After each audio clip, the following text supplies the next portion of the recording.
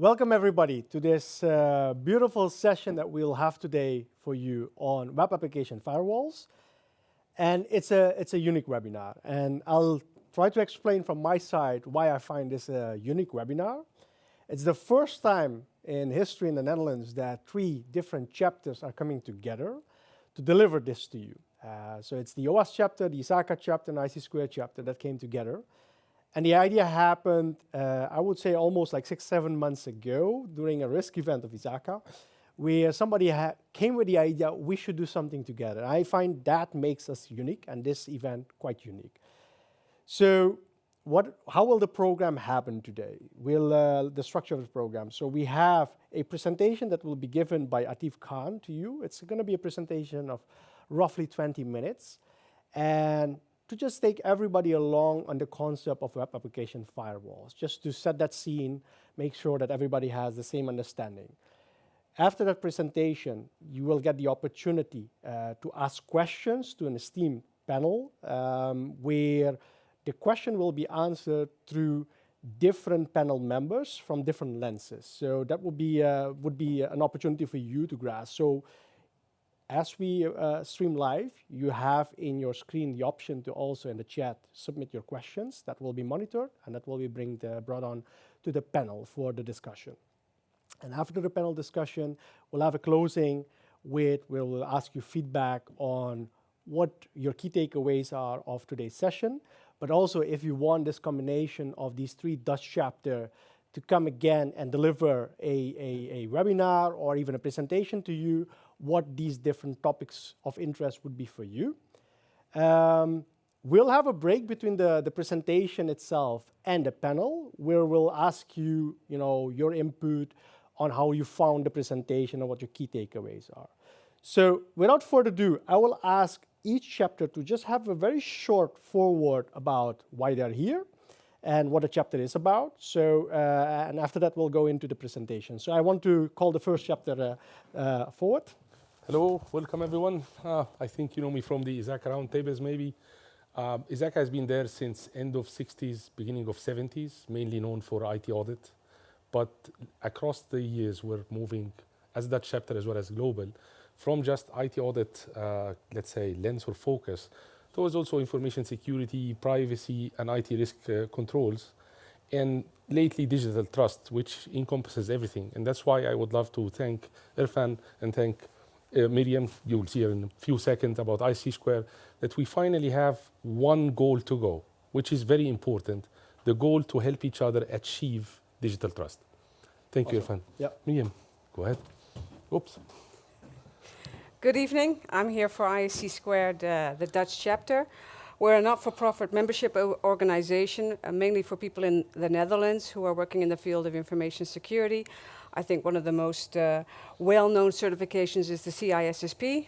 Well, we're really pleased to be here, and I'm excited to go, so let's start. Yeah. Yep. And then last but not least, let's forward from OWASP chapter. My name is Irfan Sant. I'm the chapter leader of the OWASP chapter in the Netherlands. And I guess most of the people that are logged in, they know OWASP, so I'm not going to talk about that. But that we do periodic events from the Dutch chapter. That's our main activity in the Netherlands. And hope for you that you tune in and dial in on one of these events. You can follow up on our LinkedIn page or even our Meetup page to stay tuned of the communication. So without further ado, let's just introduce the speaker. Yep. Atif Khan, the floor is yours. Okay, so thanks everyone. Thanks all the 3 chapters for inviting me as a speaker and as a panel member.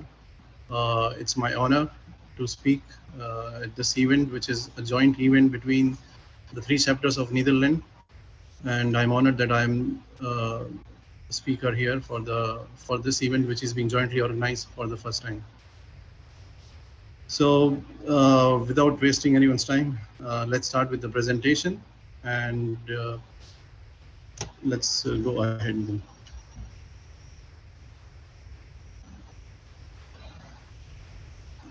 Okay, so before we start with the presentation, I would like to give a brief overview about myself. My name is Atif Khan. I have been into cybersecurity, audit, and GRC for more than 15 years. My area of expertise includes cybersecurity strategy, risk assessments, cyber defense, security analytics, and lately I'm also now into AI governance as well as risk management. I completed my master's in artificial intelligence from Liverpool John Moores University, UK. And I have spoken at numerous conferences. Some of them include Black Hat, Cyber Threat London, Security V-Sides London, AtHack, Cybersecurity Malaysia, to name a few. So this was a brief introduction about myself. Let's see what's the agenda for today's talk. So our agenda for today's talk will be revolving around the 5 Ws. We will be seeing what is WAF, why do we need WAF, and where you deploy WAF, who will look after WAF, and when does WAF fail. So we'll see WAF from these 5 different perspectives.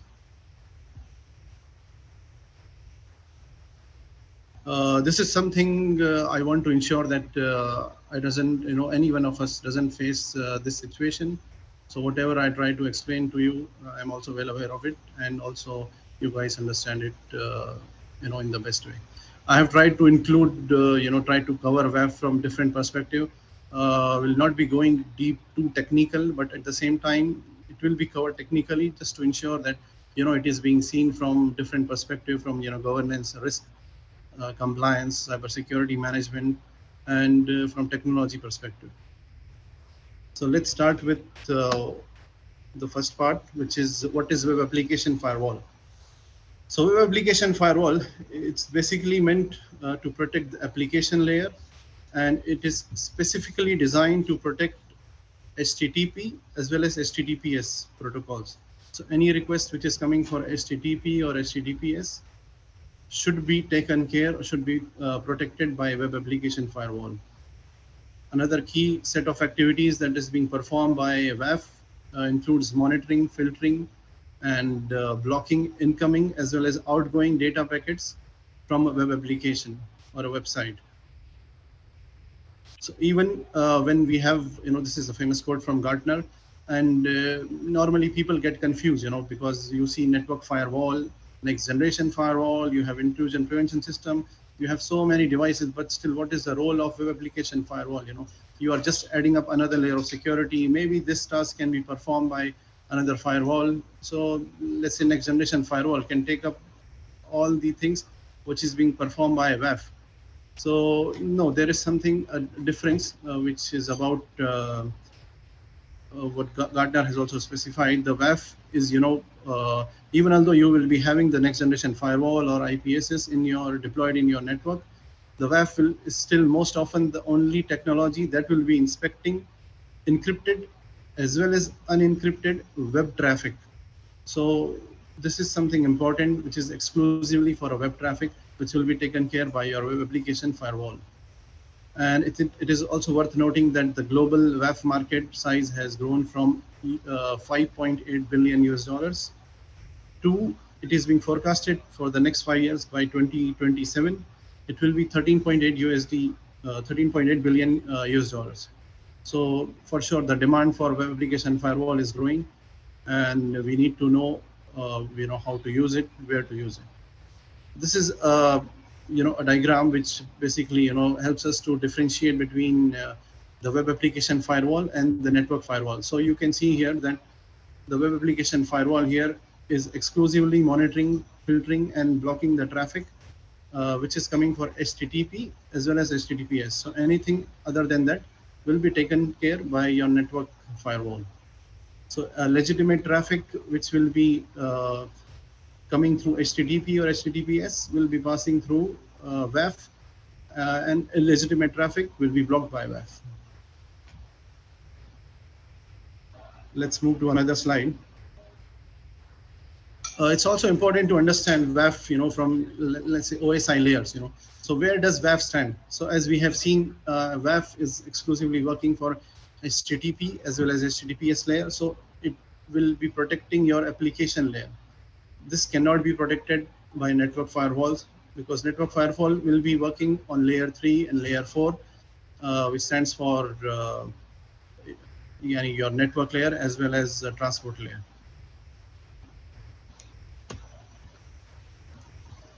Let's see some of the features of WAF, which will give us an understanding what exactly WAF, what are the main features of WAF, how does it can protect us. So the most important thing, we all are aware of the OWASP top 10 web attacks. So WAF will be protecting us, protecting the environment, protecting the web application from the top 10 OWASP attacks, which includes SQL injection, cross-site scripting, XML external entity attacks, and even malware defacements and poor credentials. So these are all kind of attacks which will be taken care by your web application firewall. Apart from this, WAF is also capable of blocking illegitimate traffic and allowing only the legitimate traffic. WAF has also a feature called geofencing, geo-blocking, wherein it allows a set of IP addresses which belongs to a specific region. So a WAF can stop access to a web application from a specific region, and at the same time it will allow access to the web application from a specific region based on the IP addresses. There is also another feature called session limiting, which defines about the session length, how long a session can be established between the user and the web application can be taken care by the web application firewall, how many number of visits is allowed, and also to protect the cookies is also one of the part which is being taken care by WAF. WAF heavily relies on signature based, which is the rule sets which you will be defining, which are based on IP addresses. Then you will have a different kind of criteria, the known attack patterns, which will the ones which we have we saw, SQL injection, cross-site scripting, and so these are all the known attack patterns that will be taken care by signature-based rules that will be defined in your WAF. Another new feature in WAF is virtual patching of web application. So here, even this is something unique when you see that the web application, the developer might not have developed the web application in a secure way, but if you are having a web application firewall, there are still chances that your web application will be protected. So this is something, a unique feature, and your web application can give you a kind of a buffer, wherein the developer can still know, okay, these are the bugs, we need to fix it before the web application firewall is bypassed and the adversaries are able to reach to the web application.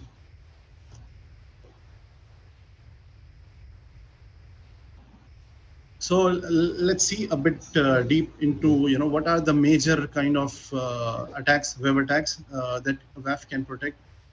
The most known attacks: cross-site scripting attacks, SQL injection, cookie poisoning. So these are kind of attacks which will be taken care by your web application firewall, wherein let's say if we talk about cross-site scripting, where a user can inject malicious code into web application, and that can be later on executed by the victim knowingly or unknowingly in his or her web browser. Similarly, we have a SQL injection attack. The severity of this can be, it can lead to the compromise of the database server. We also have a cookie poisoning, wherein the adversary can manipulate the cookies and that are used to store the information, which basically helps to establish in user session with the web application. So all these kinds of attacks can be taken care of by web application firewall. There are two ways: either the traffic coming for a specific, if the web application firewall sees a malicious payload coming towards the web application, either it will block the traffic coming from a specific user or specific IP address, or it can normalize the request and response to remove the code. So the malicious code will be removed, and only the legitimate part of the traffic will be allowed to reach to the web application. There is something about denial of service attack. This is something, an additional feature, but as we know, the web application firewall works at layer 7, which is the application layer. So web application firewall have the capability to protect attacks, DDoS attacks, which are specifically meant for layer 7. Anything other than that will not be taken care by web application firewall. And at the same time, it is something personally, I believe, even for larger enterprises, it is highly recommended for them to have a DDoS protection, something they subscribe to a cloud-based through a service, or they have a hardware-based DDoS protection, depending upon their budget and their requirements. But to some extent, the application firewall can also protect DDoS attacks. Then web application firewall can help you in protecting from malwares by blocking traffic, and that is known to be, so known malwares can easily be any kind of malwares which is trying to reach through the website will be blocked by the web application firewall. The most common attack which we have been seeing from years is a brute force attack. So brute force attack, wherein a user's password, his credentials can be using his credentials or a set of possible combinations of usernames or passwords, his credentials can be compromised. So these kind of attacks can be stopped again by a web application firewall. So this gives us a brief overview about what kind of attacks can be taken care by web application firewall. Apart from this, there is something new from last couple of years, which is web application firewall is taking care of. The first one is the API security. We know that API security, API is something accessible through internet.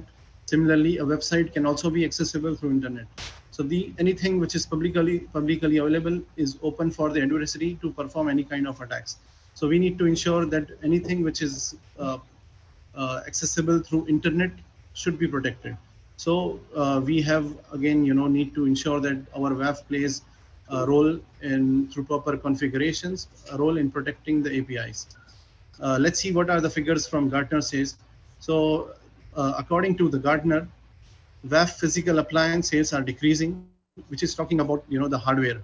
So most of the vendors are experiencing a low single-digit growth or a decline in their sales. So WAF vendors are working. They are also moving towards the cloud-based WAF service, and they have included WAP requirements. WAP basically stands for, this is actually a term, this is not a technical term derived by any of the technology company, but it is being derived, WAAP, WAP. This term has been coined by Gartner, which stands for Web Application Firewall, as well as it includes API security. So Gartner has projected that by the end of this year, 2023, more than 30% of public-facing web application will be protected by the cloud web application, and this will include API security, as well as DDoS protection, as well as protection from malicious bots. So let's see in our next slide what kind of protection is being offered to the APIs. Again, as we saw, the DDoS protection is being taken care for the APIs as well as microservices at the application layer. So your WAF will be able to defend against the massive scale attacks which are exclusively for DDoS. There is also something RASP, which is often considered as an alternative to the web application firewall, which is runtime application self-protection. This is something embedded in the application, and during the execution of a malicious code, RASP can stop any kind of attack which is being performed at that level. So you need to understand, we need to understand this part, that web application firewall will only be taking care, let's assume if this is your web application, and anything coming towards your web application will be taken care by WAF. But what if anything reaches to the web application? Then the role of RASP comes, wherein it ensures that anything malicious being executed at the runtime will be taken care by RASP. Then we have a malicious bot protection. We know the internet is full of bots. 64% of internet traffic is there is almost, according to Barracuda, 40% of the malicious traffic is malicious. So this is something we need to take care of, and WAF again play a big role here in taking care of malicious bots. Another role specifically for APIs here, we are talking about account takeover protection. So if there are credentials which are required to authenticate to the APIs, and these credentials are being taken from the dark web, let's say, and if these credentials were dumped at dark web, and any of the adversary, if he's trying to take these credentials and using it to compromise the API authentication at this point of time, WAF has the capability to block this kind of account takeover. So when we talk about the web application firewall, most of the things here are, the protection or the defensive mechanism for web application firewall is based on signature based, wherein you define the rules.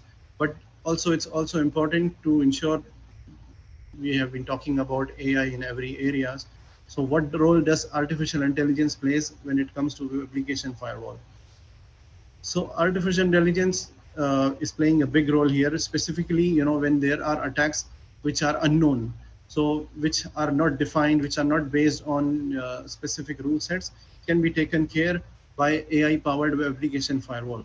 So here we know AI-powered web application firewall can inspect traffic with unusual behavior to and from web application. And it will be using multiple attack detection algorithm that will be monitoring the incoming request as well as the outgoing request, and it will only allow the legitimate request. So there are two, let's say, I cannot categorize specifically to two, but for us to take an example, if there is an unusual network traffic, which is specifically have the capability of performing intrusion detection, and at the same time you have a capability of unusual content in your data packets. So these kind of things can be taken care by AI-powered application firewall, wherein the AI-powered firewall will be trained based on the anomalous behavior which will be observed during the attack phase. Here we take two examples. The first example is to understand the different kind of attacks, because these attacks are completely different when we talk about the SQL injection or cross-site scripting or account takeover protection. So these attacks are something different from the regular kind of attacks, which are not based on rule sets, which are not based on signature, which are not signature based. So here the first example is identifying the anomalous behavior, which is based on high number of web requests, which is coming from an unexpected country. Randomly you observe that a huge number of requests being coming from a specific region. Your web application firewall will be able to identify what are the issues here. So here again, the logs play a big role. In logs you can identify the specific ID using CN, which this IP belongs to which country. Based on that, it will be easy. And so the logs for web application firewall plays an important role here for the algorithm that is specifically meant to identify any abnormal behavior. Another kind of attack is identifying anomalous behavior based on HTTP method. So let's take an example for an application which is content media website, and it has only the capability of reading, but you in the HTTP methods you observe that the adversary is sending a payload, sending a request, which is intending to perform a write, intending to perform or modify or edit certain things in your web application. So this is again an unusual thing. This will again be taken care of by the capabilities of artificial intelligence in your web application firewall. So this is all about what is WAF. Let's move to why you need WAF. So here there are two important points. For sure, you need WAF to protect against cyber attacks, because that's why you are buying it. Apart from this, because this is what we have already covered in the first phase. So let's move and see why you need WAF from a compliance perspective, and also from, let's say, international standards. What does those international standards say? What are the regulations which talks about application firewalls? So the first one, directly or indirectly, some of the standards or the regulations, they specifically talks about web application firewall. Some in talks in general. We'll see one by one. Let's start with the PCI DSS. So here the public facing web applications are protected against attack. This is a point in the PCI DSS. It specifically talks about installing an automated technical solution that continually detects and prevents web-based attacks. So this point, if you want to be in compliance with PCI, you need to ensure you have a WAF. Again, it all depends what kind of WAF is required, be it a hardware or a software or a cloud-based. We'll see this in the coming slides. Now we have COBIT. So COBIT has also one of the key activity which talks about implementing network filtering mechanisms such as firewalls or IDS, and enforcing appropriate policies to control inbound as well as outbound traffic. So here general terms are here which talks about inbound and outbound traffic. This kind of traffic, if it is coming through for a web application, for sure it will be HTTP or HTTPS. That has to be taken care by web application firewall. We have the most famous CIS security controls. Again, this talk about protecting your application layer filtering. Here you see point number 1310, which talks about perform application layer filtering. And the example implementations include a filtering proxy, application layer firewall, or a gateway. Then we have the version 1 as of now for NIST CSF, and it under the domain of protect and subdomain data security. It talks about informations and the records are managed consistently within the organization's risk strategy to protect the confidentiality, integrity, and availability of the information.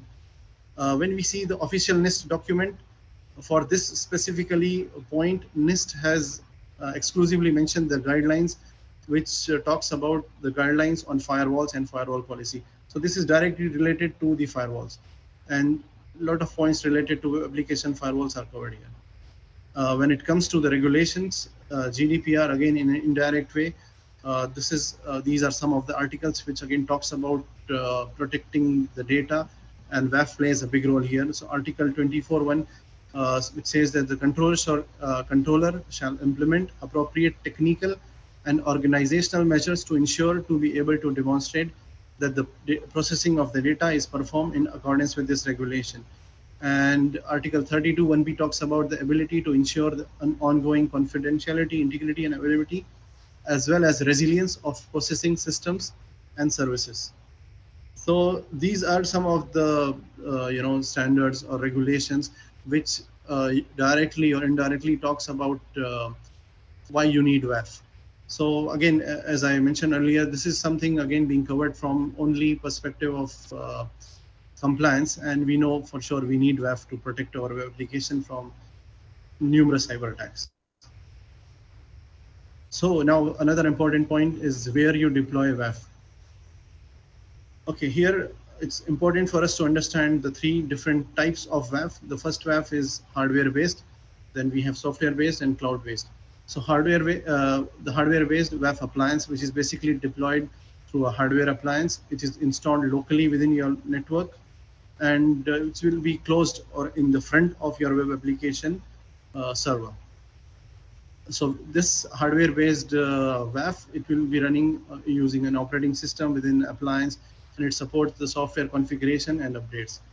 The best thing about the hardware-based appliance, WAF appliance is the fast speed and the high performance.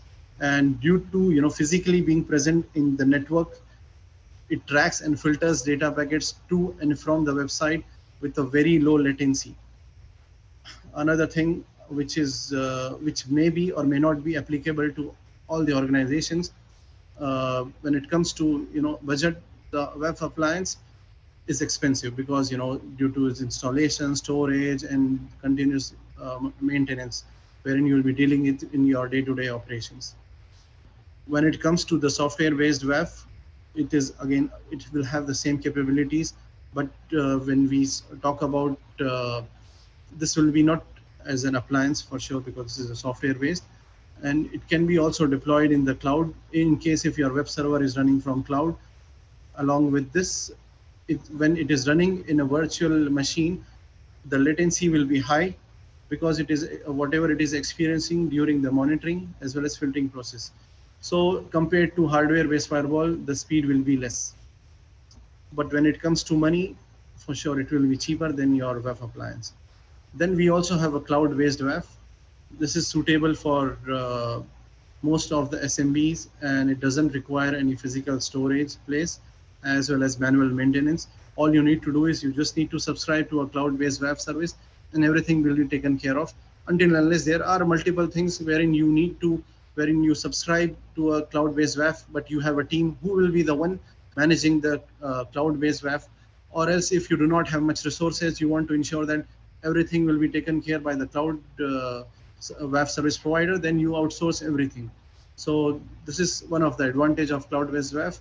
Again, it depends upon the organization, what kind of budget they have, how many resources they have. So all these kind of things are there. When it comes to installation, it's very easy to start. All you need to do is a simple change in your website's DNS A record or a CNAME in your DNS record.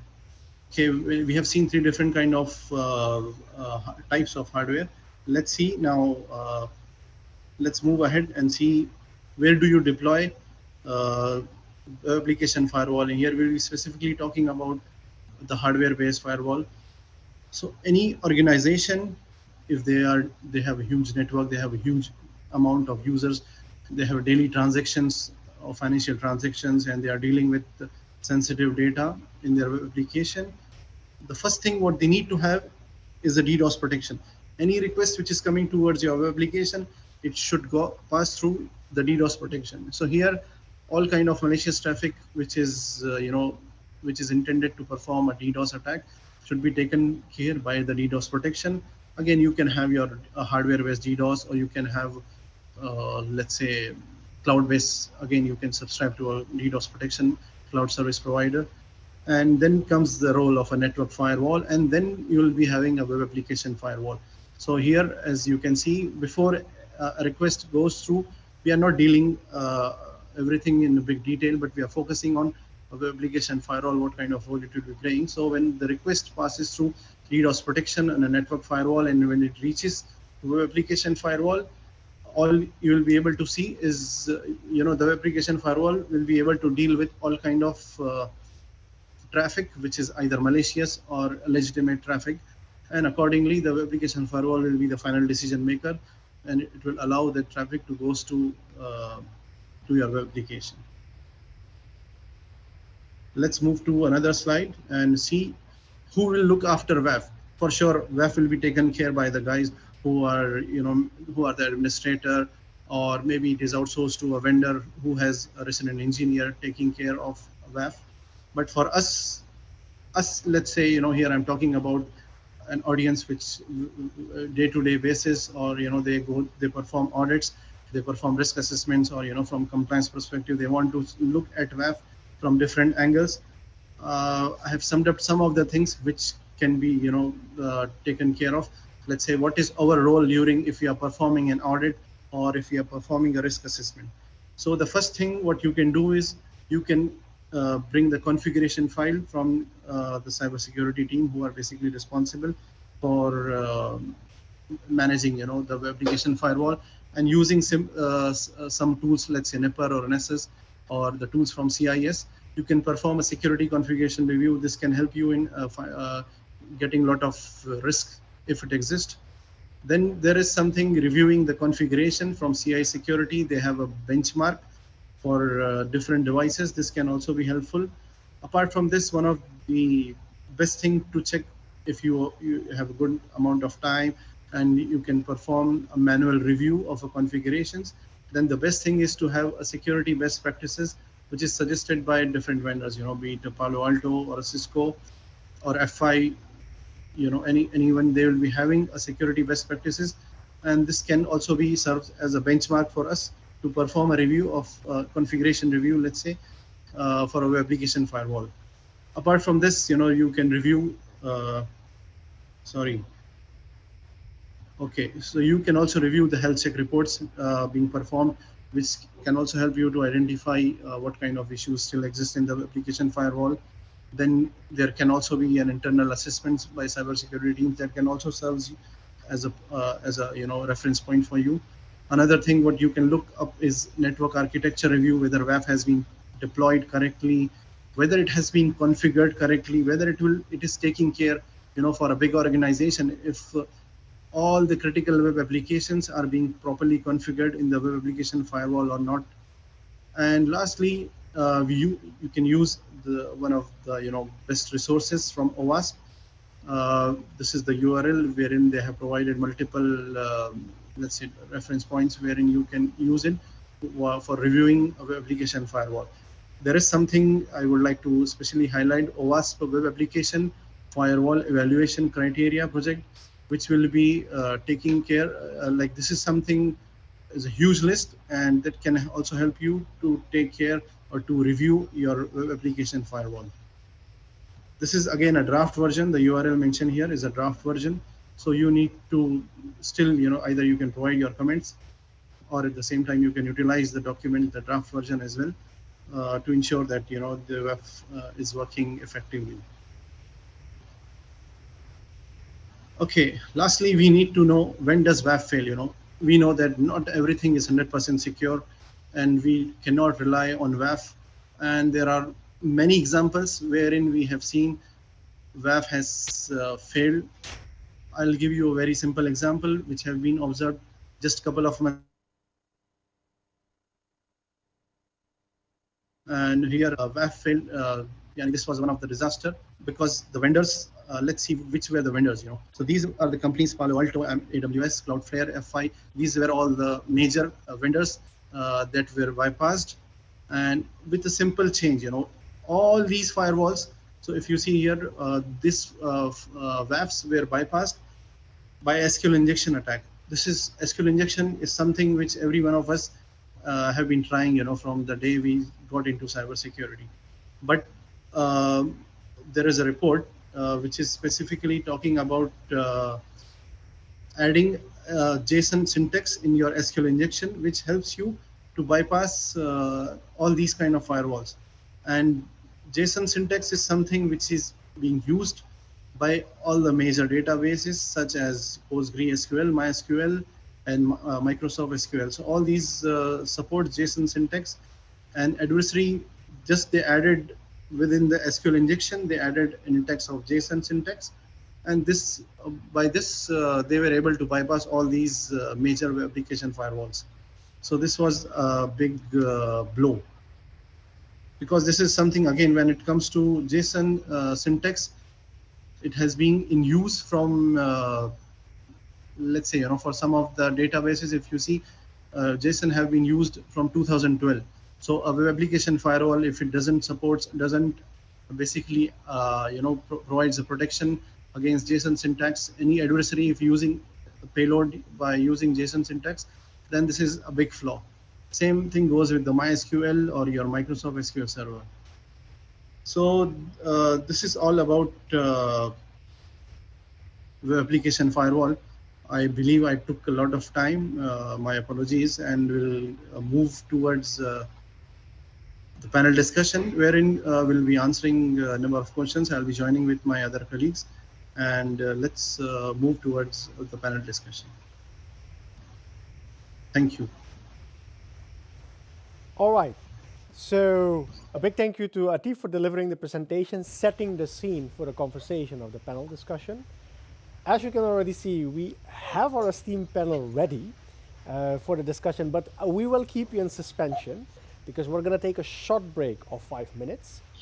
Please do give us feedback on what you found about the presentation of Atif in the Mentimeter. Please do log on that one. And we will break for now for 5 minutes and see you in 5 minutes. There will be music and a countdown, and that countdown will tell you whether we will start it or not. So see you in a bit.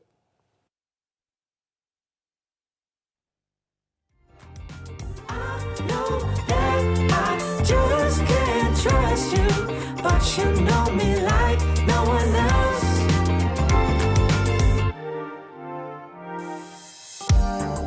Stuck up in the middle, in between you and I.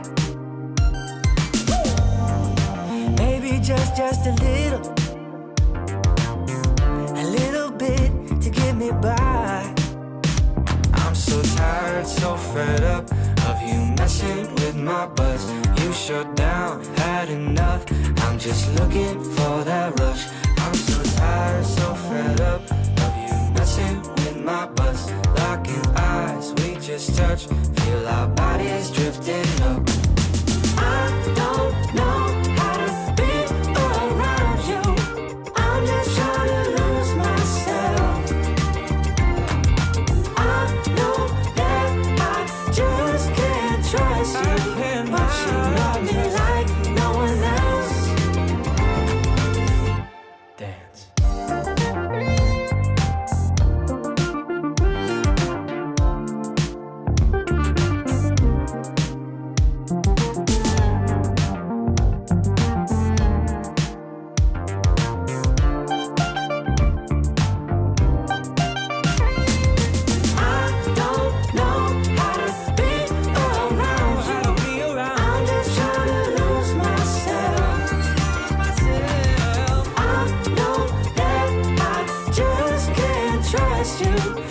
you know me like no one else. You know me like no one else. I don't know how to be around you.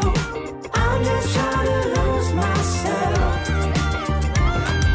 I know that I just can't trust you, but you know me like no one else. You know me like no one else. Gotta love, gotta love, gotta love one another. Gotta love, gotta love, gotta love one another. Gotta love, gotta love, gotta love one another. Gotta love, gotta love, gotta love one another. No matter what people want you to believe, don't ever turn back on your dreams. It's all in your hands, a change is near. Close your eyes, listen, the sound is so clear. Gotta love, gotta love, gotta love one another. Gotta love, gotta love, gotta love one another. Gotta love one another. Gotta love, gotta love, gotta love one another. Speak up, stand tall, our voice has spoken. Rise up, love all, heart wide open. Gotta love, gotta love, gotta love one another. Got to love. Gotta love, gotta love, gotta love one another. Gotta love, gotta love, gotta love one another. Gotta love one another. Gotta love, gotta love, gotta love one another. You got to love one another.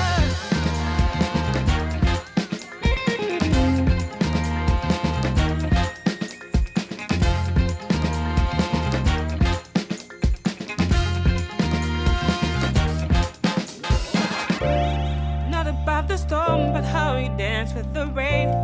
Don't beat yourself up, strive through your pain. Keep moving forward, don't be afraid of who you are. Anything is possible, so shine like a star. Gotta love, gotta love, gotta love one another. Gotta love, gotta love, gotta love one another. Gotta love, gotta love, gotta love one another. Gotta love one another. Gotta love, gotta love, gotta love one another.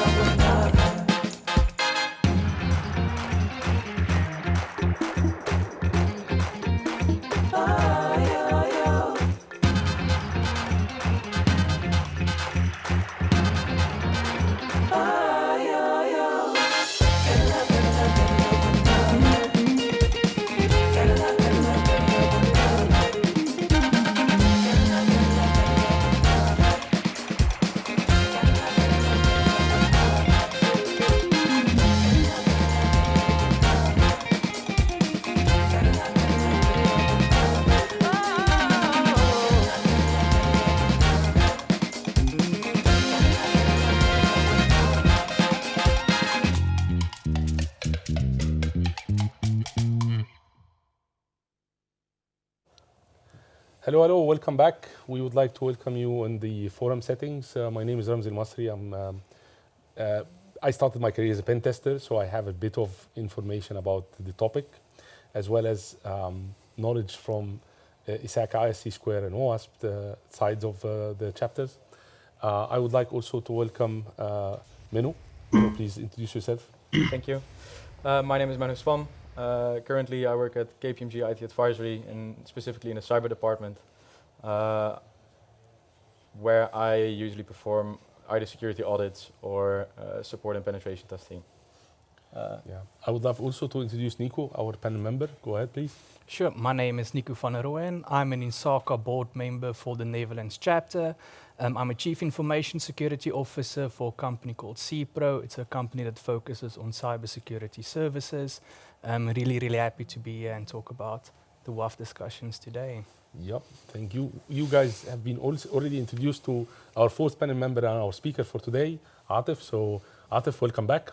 Hope you got a little bit of a short break. What we're going to start with to discuss is a question that most of us have been talking about during the great presentation, which is where does the WAF sit in the overall cybersecurity strategy?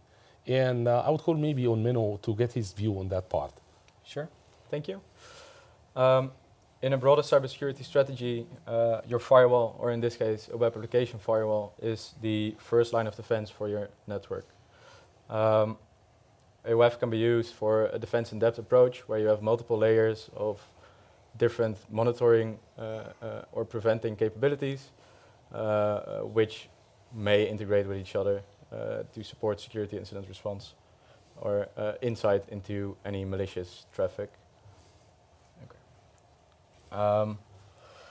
So WAF is a building stone actually in a broader scope of security defense.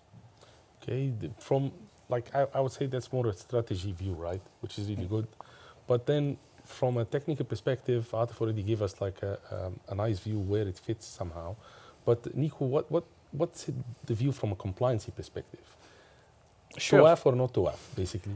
Oh, that's a fun question, to WAF or not to WAF.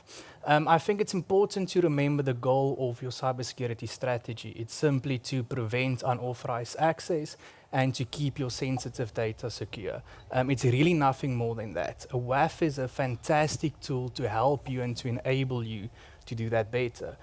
Also, as most compliance professionals will know today, we don't really sit with only one regulation or one standard anymore. You'll have a combination of GDPR, ISO, NIST, CIS, PCI DSS, and the list kind of goes on. So finding easy ways of managing multiple compliance aspects at once is really, really kind of a good thing to do. So to WAF or not to WAF, I would say probably yes, not always yes. But I am quite a big fan and supporter of it just because it makes my life from a compliance point of view simply easier as time goes on. Well, that's an excellent question, Atif. We want your view basically on one of the questions that came from the audience tonight. It's a continuation of the discussion, but with addition of authentication. So the question was, how can WAF block non-legitimate users, and can it have a connection to an identity provider? And also, how does it detect illegitimate users? Okay, this is something again based on the authentication of when it comes to interaction. I guess the basic thing is what we have seen: any kind of legitimate users which have been accessing the web application will be taken care by web application firewall for sure, as a part of an integration with any of the identity access management tool. Will play a big role here to ensure that only the legitimate users are being allowed to access the web application. But at the same time, when it comes to something illegitimate users, we have seen an example, which is also one of the capability of an artificial intelligence based backed, let's say, web application firewall, wherein it has all the database for all the credentials which have been dumped in the dark web, and it will try to ensure that anyone trying to use those kind of credentials to log in, then web application firewall will not allow these kind of authentications. Okay, that's so from yeah. No, from go ahead. both Sorry, I thought you finished. Yeah, from both the perspective. So web application firewall is capable of allowing when it's integrated with your identity and access management tool, it will allow all the legitimate users, and at the same time, when anyone, for sure, we know that anyone, if it's performing the brute force attack or there is an attempt to take over an account, these kind of things by default will be taken care by web application firewall. But even if there are credentials which are being dumped in the dark web, those kind of things can also be taken care by your web application firewall. Okay, that's really a good one. I want to touch base on slightly something that you mentioned in the presentation that's also coming from our audience, basically. Can a WAF do the RASP or not? And is the RASP a different solution? You mentioned that, but this came again as part of the discussion. Okay, so RASP, yes, for sure. This is an addition to the as we saw, RASP is something runtime application self-protection. So here, WAF, we know that anything WAF will be dealing anything which is coming from outside, towards the network. So if this is your web application, any malicious request, or let's say any kind of request coming towards your web application, it has to pass through the WAF. So here, your WAF will play a key role, okay? So anything coming from outside, but when it is reaches to the application and you have a RASP, so RASP plays an important role, because here, it's malicious code or not, it already reached to the web application. So now at the time of execution, whether it performs any kind of malicious activity, all this is now a responsibility of a RASP. because the WAF, either it was bypassed or it allowed a specific, kind of a malicious payload. Let's say all these things. Now everything relies on the hands of RASP. Okay, that's actually an excellent answer, and I'm going to take it as a stepping stone to go back to the strategy discussion that we had in the beginning with Minu. So we had a question about WAF covers the OWASP top 10, and why would you still do, let's say, enhancement in the source code when WAF can provide protection? So I'm going to go to Minu for the discussion about the strategy, because that looks like a strategy point more than anything else. Thank you, Ramsey. So basically, the WAF, it may mitigate the OWASP top 10 attacks or type of attacks. But what can happen is that you can't really trust one solution to fix all your problems. So even though a WAF is able to resolve these, the OWASP top 10, it may fail sometime. And that's why you need a defense in depth approach. And you also need to make your application resilient to these types of attacks, to make sure that whenever your WAF fails, your application is still able to mitigate risk. This also follows the security by design principle, where you make sure that each and every step or layer within your network is secure. Okay, I want to also take that and maybe generalize it. Nico, what's your view on generally security control? Because the question somehow initiates that discussion. Security controls are there to help us support the software in general. So what's your view on that one? It is. So I really like this security by design approach to take with this. We have to keep in mind from a compliance point of view, from an audit point of view, you really have to look at multiple angles at the same time. There's no such thing as one solution that'll catch all and resolve all your problems immediately. I once heard someone say, and I wish I can remember who it was, a hacker only has to be right once, but you have to be right every single time. So giving obvious vulnerabilities leaving it open in your source code is just a terrible idea, because if they do find some way to get in or bypass your WAF, it's basically a free fall. So it's just a terrible idea. And again, from a compliance point of view, privacy by design, security by design, these are principles we really should live by. And there's no way you will convince an auditor or regulator that you have known vulnerabilities in your source code, but you're leaving it there because you have a WAF that kind of protects you from that. It'll just be a terrible argument to make. That's actually a good point. And also I would maybe ask Atif, how do you see about that part, secure source code or not secure source code? And also, to my best knowledge, most of the WAFs you have to do SSL offloading on them. Otherwise, well, you cannot really read the data and you cannot really do the inspection. So we got also a question to combine both ideas about the offloading, and let's say what are the best practices there to make sure that this cannot also be used as a vulnerability? Sorry, this cannot be used as a vulnerability, because I think the person is referring to, in a lot of the compliance, we require encryption in transit. So maybe that's his concern, his or her concern. Yeah, this is tricky basically because the WAF has to decrypt the traffic when because it will be coming as an encrypted, but at the same time, the adversary, they will be using this encrypted traffic to hide their malware, and so that maybe the WAF will be able to will not be able to identify it. So this is something tricky when it comes to the web application firewall. For sure, web application firewall needs to decrypt the traffic, because until and unless it doesn't decrypt it, it will not be able to know the kind of payloads, whether it's malicious or not, whether this kind of traffic should be allowed to reach to the web application or not.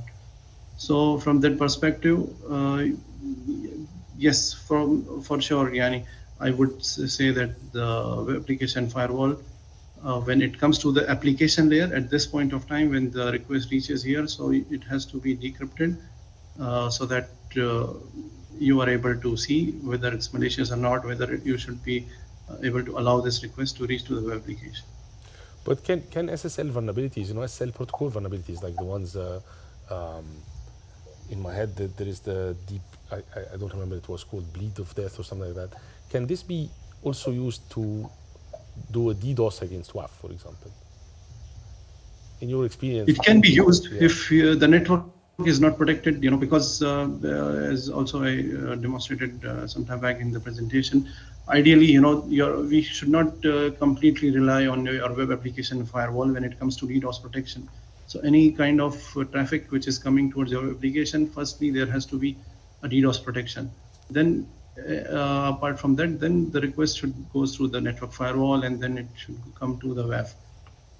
So if you do not have, considering a scenario, wherein you are relying on your web application firewall for let's say protecting your applications from DDoS protection as well. So in this kind of cases, there is a possibility that even your application firewall may not be able to, detect or identify these kind of requests, and it may lead to DDoS attacks.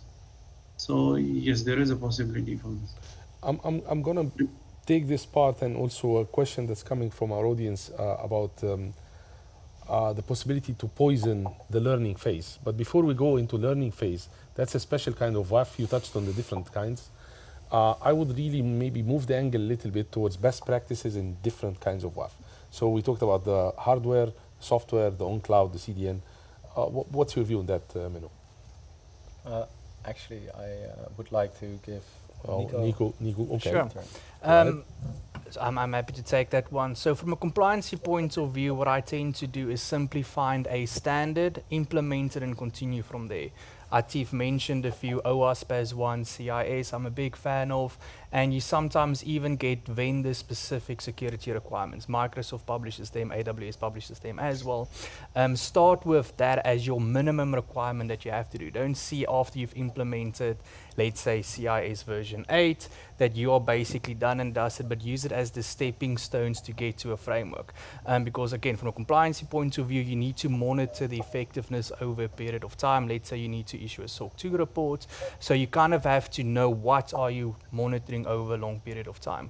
And using a standard framework of really, which there are many, will just help you with that process. So anything you can do, find a way to measure it, find a way to measure your measurement over time, and then basically continue that way. So really, I would say that's the simplest often. Don't try to create it by yourself. Just find something that already exists from a vendor or from a non-profit organization, and at least use that as a minimum requirement. Yep, thank you for that one. So Atif, back to you. The question was about, let's say, poisoning the learning phase, which brings us to the idea that you mentioned it briefly in your presentation, that there was a kind of legacy-based or rule-based WAF, and then we started to have machine learning and AI intelligence like embedded, and this is where it became, can we poison the learning phase? So yeah, for sure. This is one of the challenge, not just related to web application firewall, but also, across multiple domains, even your data analytics, the poisoning of data, So even in the training or the learning phase, if the data, let's talk about the AI-backed application firewall, if, during the learning phase, if it is being fed by incorrect data, for sure, this can be a big issue. If we see the MITRE attack, which is specifically for artificial intelligence, adversarial attacks. So here, the techniques, the TTPs we call it, techniques and tactics, procedure used by the adversaries, it also relies heavily on, poisoning, or let's say, playing around with the authenticity of the data. So in this kind of cases, it can be severe unless you do not have a proper checks that will ensure that, the data, what you are building, you're training your WAF, then this will be a big challenge, and for sure this will lead to compromise. The WAF can be bypassed like within a click. So we saw that the WAF can be bypassed very easily, even when it doesn't have to go deep, too deep. AI adversarial attacks. Still, this is something needs to be taken care of. So the authenticity of, let's say the data needs to ensure that the data quality is maintained. To ensure that you get appropriate results, and accordingly the effective usage of web application firewall, you should be able to achieve it. Okay, we got a very interesting question. I would start with you, Atif, again. It's about next generation firewalls, and it seems one of our audience is saying the next generation firewall contains a WAF but the WAF is more specific. I kind of disagree a bit, but I would leave it to you. What's your expert opinion on that one? Yes, for sure, there are new technologies being coming, and they do claim that they will be able to protect. Again, it all depends on what kind of firewalls are that, and if they are really. This has to be decided. Let's say if me being a CISO of an organization, I want to take a decision. I need to ensure. I need to do my best to compare that. The features, all the features. What WAF is currently providing are being provided or included in the next generation firewall. So these kind of checks has to be performed, because as we have seen, WAF exclusively works for HTTP and HTTPS protocols, which are for the layer 7. So if these kind of things are there, you can go ahead. This is something to save your money in terms of budget, also in terms of when you're deploying 2 firewalls. For sure, each of the firewall has their own purpose. But again, when you have one firewall which can take care. Oh, we lost your audio, I think, for a second. So I think we'll come back to you. But I'm gonna switch a little bit towards a slightly different topic. Basically, you mentioned like where you should deploy WAF. You mentioned a bit that the WAF can cover APIs, but we want to know. Okay, standalone WAFs are expensive. So what can we do, especially from a best practice perspective, from a compliance perspective, even from a technical perspective? At the same time, you need to ensure. Hear me now? Just sorry. So I think the voice. Can you hear me? Yeah, now we can hear you. Now you're back. I don't know if you heard our question, but I was saying we had multiple angles to discuss. What I understood. Yeah, let me repeat your question and see whether I understood your question. Yeah. So you're talking about the hardware. You are exclusively focusing on the hardware appliance, right? Yeah, but I think the voice cut when we were talking about that one. So what I'm saying is hardware appliances are actually expensive. The WAF technology is usually a bit expensive. Yeah. So we also have a sector which is small and medium companies. And yes. I want to know, like, from best practice perspective, cost-benefit analysis mainly, that's more to whomever wants to start on that topic. For smaller and medium-sized companies who do have their own web applications, what could be the alternatives? We gave a lot of types, but who wants to start first? I want to say, Menno, go ahead. Okay. We'll start with Menno and then we'll come back to you, Atif. Just to give you a bit of time to breathe, because we're asking you too many questions. No worries. Okay, so depending on your size as a company and your risk profile as a company, you have a few alternatives. We were talking about the hardware-based appliance. We talked about a cloud-based WAF where you as a company have to do configuration, or we were talking about a virtual WAF where you as a company have to do the configuration, or a cloud WAF where it's basically a checkmark in Azure. Depending on what you need and how big you are, you can, for example, as a small company, if you do need a WAF, you can go for the cloud-based WAF. You may also be able to use alternatives like, depending on your risk profile, of course, use a CDN like Akamai where you have WAF functionality as well. So there is a lot of alternatives with different costs and different benefits, but it all depends on you as a company and which risks you'd like to mitigate through a WAF. That's a good answer. It also starts a small, slightly off-topic discussion about how also small and medium enterprises can do the risk management. Maybe I'll just go for a few minutes. Nico, would you like to comment on that one? Yes, it's quite an interesting thing to look for alternatives. What I like to do is not always think of any cybersecurity ventures or strategy as expensive, but to look as kind of a value add to the organization. As a practical example, Atif showed how much bots we have on the internet, how much malicious traffic actually goes through the internet on a daily basis. If you can start limiting those interactions to your applications, to your website, maybe if you're doing e-commerce, you should really have long-term savings. because you'll have less ports on there, so it means you'll need less resources to run your application, and that is kind of a big win. Something we discussed before the forum actually starts was what a lot of people forget is cybersecurity insurance as well. Yeah. Implementing a web application firewall can be a way of you demonstrating competence to your insurance company and thus asking for a reduced insurance policy based on the fact that you are already kind of doing a lot to mitigate it. So kind of see it like that. If you have a house with a fence, you'll probably pay less than someone with no fence. And I really believe a web application firewall can be helped and used to actually save your organization's cost in the long run. But of course, we talked about alternatives. They do exist. Akamai is definitely the one that pops up the most. Cloudflare, we had a few questions about that as well. But I would still say nothing beats a good old web application firewall at the end of the day. And for small companies, the SaaS solutions is really not as expensive as you think it is. So it might really be a cost-effective way of managing it, especially in the long run. Maybe I'll put my management hat for a second and move to Atif and ask a question about how many competent security professionals are out there to manage the WAF. Because we all know all across the cybersecurity there is kind of a shortage in the skill set. Yeah. So especially WAFs are like a dedicated one. And I'm interested to know your view. Do you think we have enough professionals who would be able to manage WAFs in let's say a good and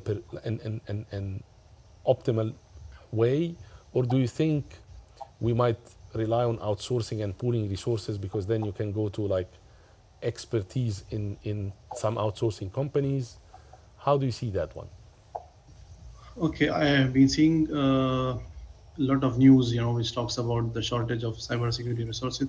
And true, I agree with you. Specifically, this is talking about for dealing with kind of firewalls, be it any kind of firewall, Palo Alto or F5 or Cisco. There is a shortage because we see this very often. And even if the resources may exist, but again, depending upon their capabilities, might be able to come up to the expectations of let's say the CISO or the cyber defense managers. So there is a shortage, and this is also a good market for somebody who wants to make a career, who is a technical guy who wants to make a career, and guy or girl, anyone can get into this. So it's good to as a career wise, And also when it comes to this is something as an individual, if somebody wants to see, because for sure I agree, and there are a lot of let's say the data. Even ISC2 recently released a report which talks about the shortage of resources, cybersecurity resources, and the technique guys are also required here. When it comes to, let's say, organizations or for example startups, I would like to talk, because this is something again a kind of a concern, because for those people who are managing the startups who are new, they need to ensure they cannot have a dedicated person who will be managing WAF. Somebody will take care of SOC, and somebody will be taking care of, let's say, identity access management or something.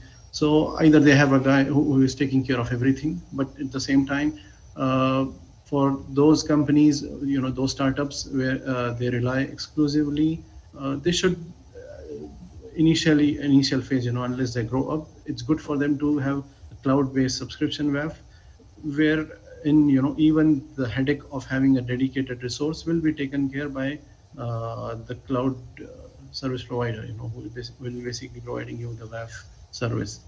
So unless you grow up, you have the budget you need to increase or expand your network at that point of time. But if you are processing sensitive data, if the application what you have developed, if it is financial transactions are performed on daily basis, and the customer's data exists there, for sure you need to have a WAF.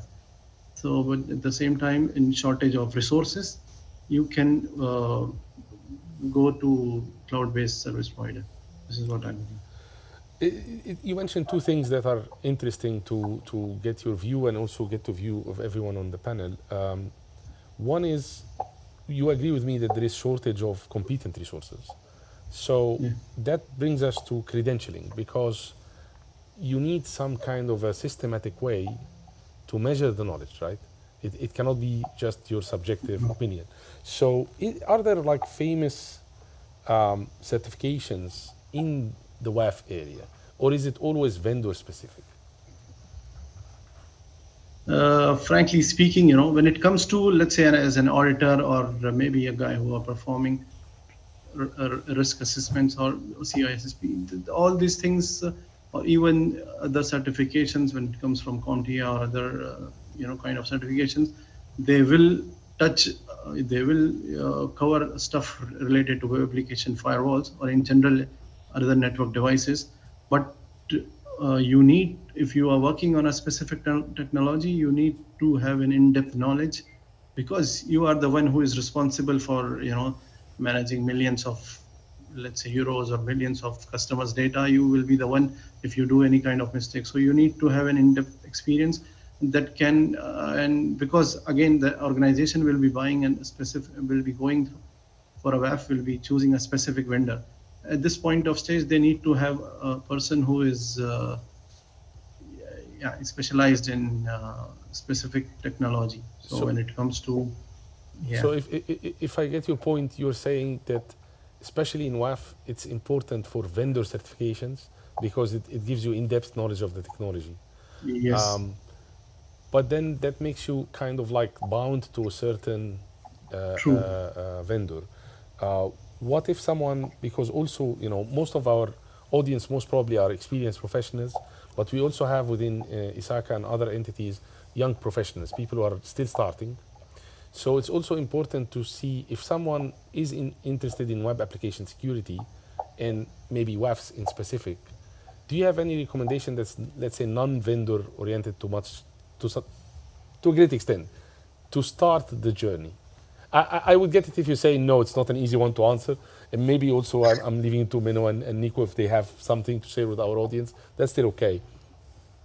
I would suggest, you know, it's important if they really want to get into WAF, then for sure they cannot, anyone, you know, even for you, if you are the guy who is managing, let's say, a big organization, anyone comes with the basic experience, it will not be good for him to come up with, you know, theoretical knowledge or let's say basic check stuff that what kind of session timeout I need to do or what kind of, you know, kind of an encryption I need to put in a WAF.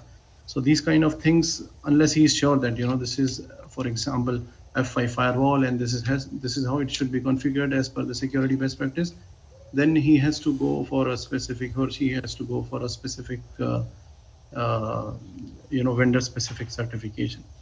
Okay. So for me, I would again go back to the vendor specific. He or she needs to ensure that whatever, let's say, vendor you are choosing, it has to be, you know, maybe part of a magic quadrant or let's say from the Forrester or something, is to do some kind of analysis and accordingly take a decision, spend money, and, you know, get certified. So this is what I believe. Yeah, that's a very good answer. I'll give you a break because I was hammering you with a lot of questions out of, and then maybe move to Menno and Nico here about something else.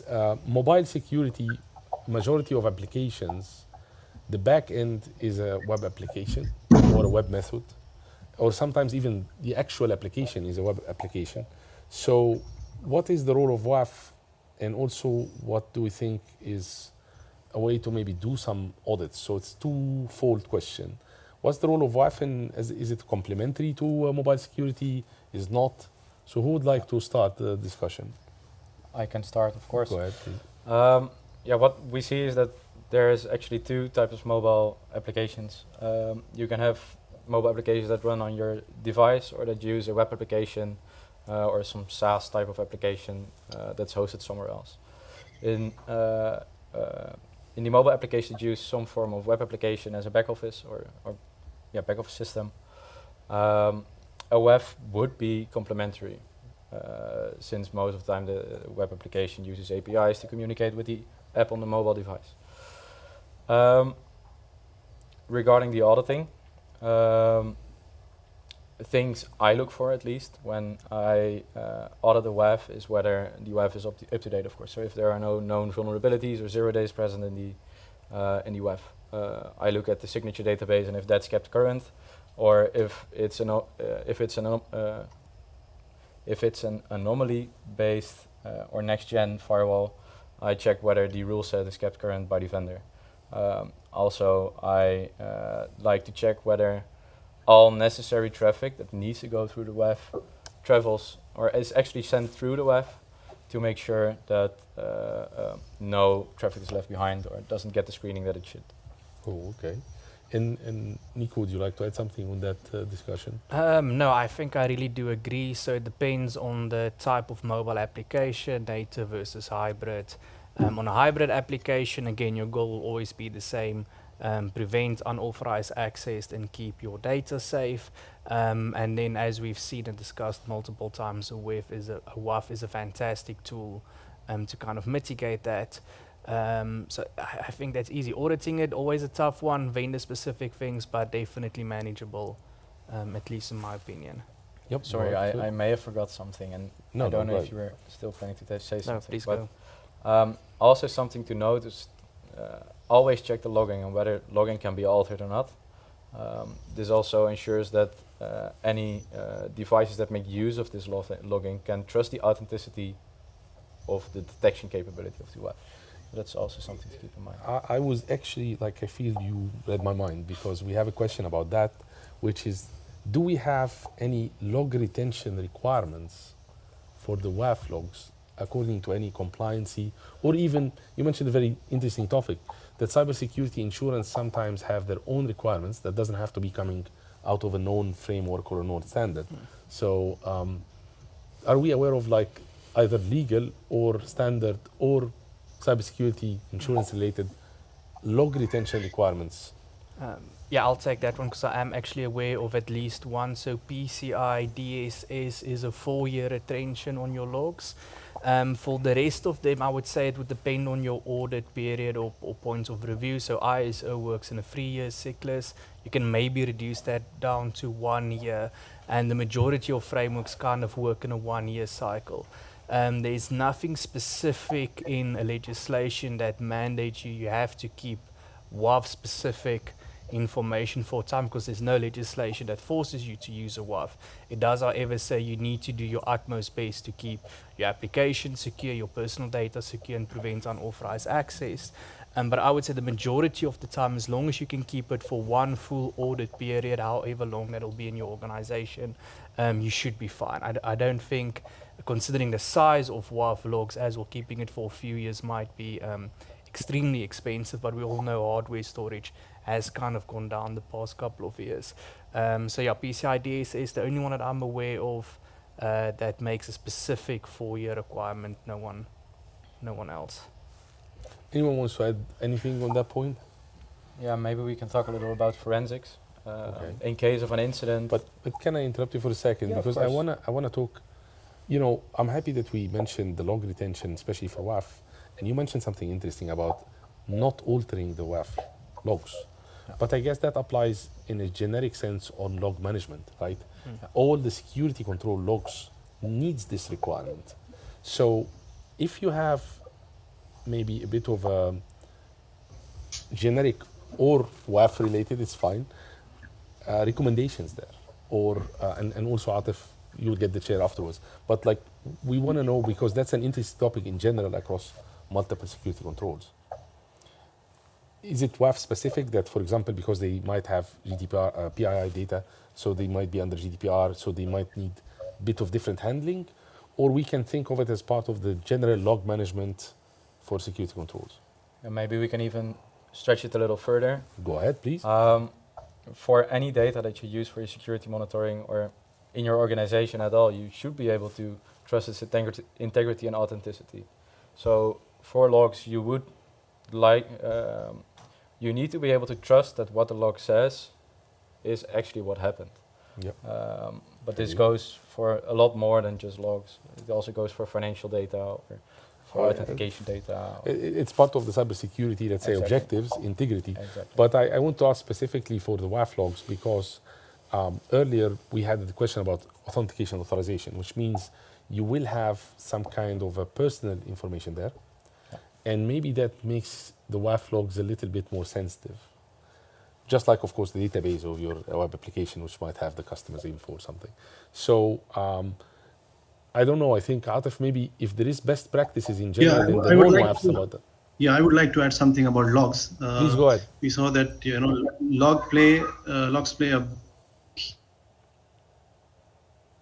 Okay, we for some reason, once you're going on the very important part, the voice plays a bit.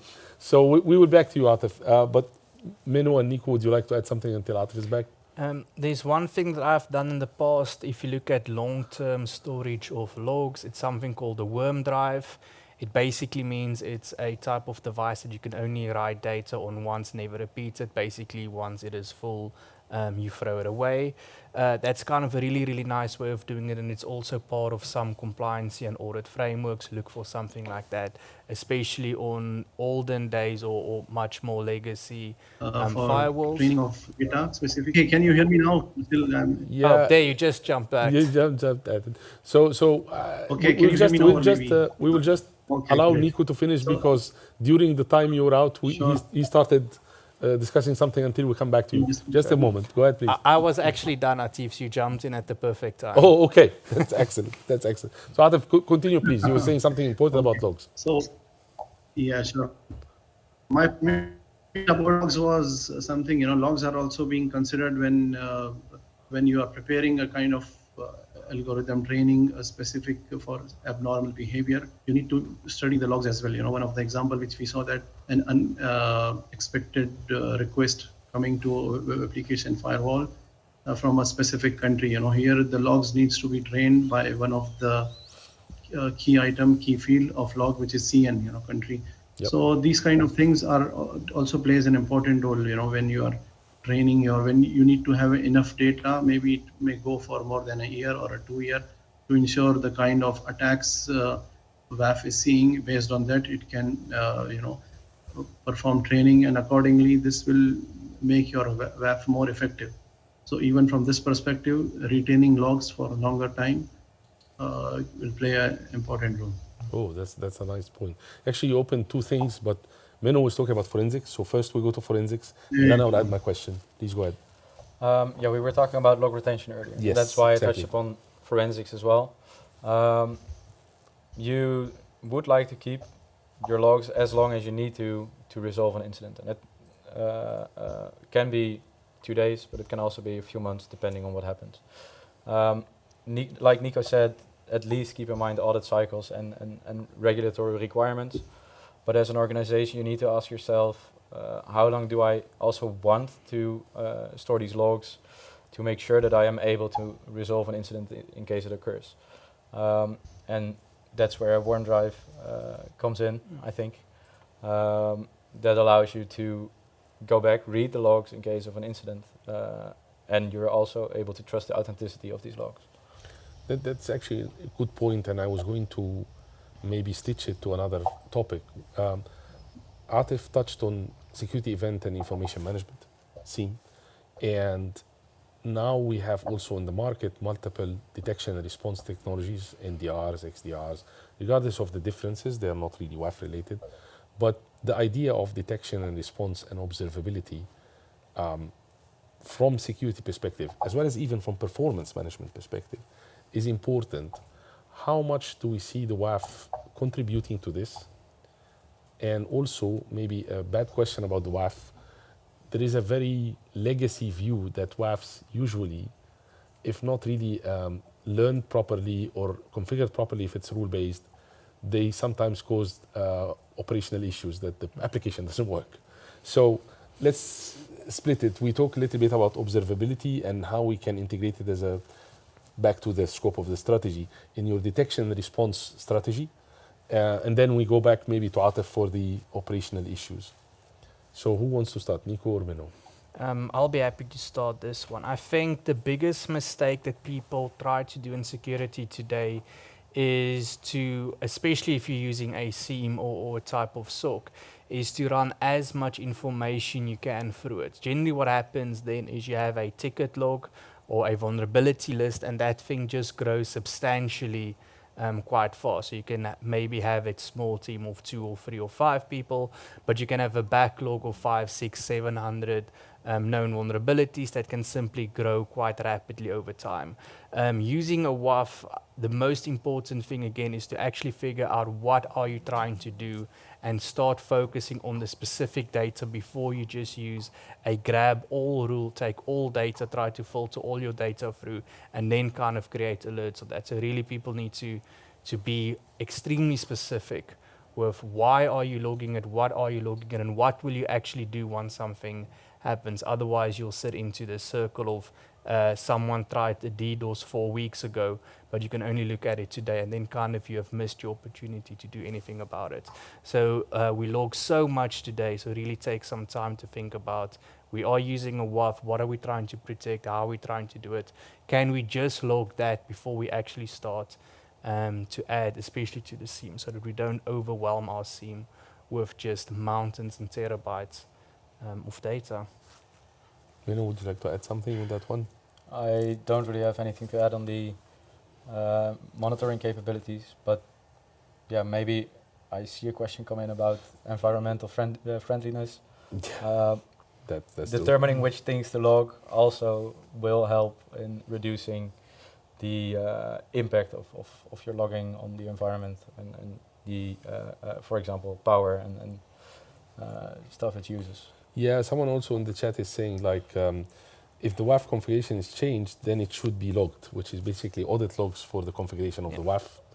And maybe I would flip that question or that comment a little bit. The modern day WAFs, if I'm allowed to say that, they do have machine learning capabilities. So there is a piece of the configuration that's kind of dynamic. It's not really, the static. If you find //, that's directly traversal, block it. It's more understanding the application. And that could be used somehow. Remember, we had a question how to poison the WAF in the beginning, the learning phase. But can this be used against the WAF and against the application? And also, we want your view on the application performance issues. When the WAF actually stops the availability aspect of the application. Yeah, WAF can play a big role, bringing down the website as well, in case if it's not properly configured. So here you need to ensure that a web application, something through which every hour you are making, for example, thousands of euros, if it's down, or if it's millions of euros, for a big organization, if it's down for specific amount of time, 3 hours or 4 hours, it will lead to, for sure, reputational damage, but also financial loss and bad impression on the customers. So these kind of things has to be taken care of, especially when you're talking about the applications or the operational issues. But again, this is something regular. But yeah, if the application is down due to application firewall, then this has to be detected, and the people responsible for that should be taken care of. For this, that's why we need to ensure we do health checkup from the vendor side. It has to be done apart from the regular audits, the security configuration review, which ensures that from the security perspective, it's working perfectly. And the vendor has, there is an involvement from vendor, which ensures that anything if misconfigured, specifically from the operational perspective, should be well taken care of. So if I get your answer and oh, sorry, go ahead. I thought you finished. No, this was the first part, not the second part actually, application. Now coming back to your first question, if you can repeat it. So we were talking basically about the WAF from a performance perspective, and again, that the configuration, we had a comment on the chat that the audit logs for the configuration changes should be done, which is okay. We all agree on that one. But that also opened a bit of a venue to talk about machine learning into WAFs, because that piece of rule set, if I can say it rule, because it's not really a rule, it's knowledge of how the application works, is kind of changing across time, and that changes automatically without any audit logs or anyone doing the change. How can we detect that someone was able to maybe successfully poison the learning or poison how this dynamic piece happens and cause an outage, for example? This for sure, a WAF guy who is managing WAF may not be capable of knowing this unless he will provide his expertise in terms of knowledge of WAF.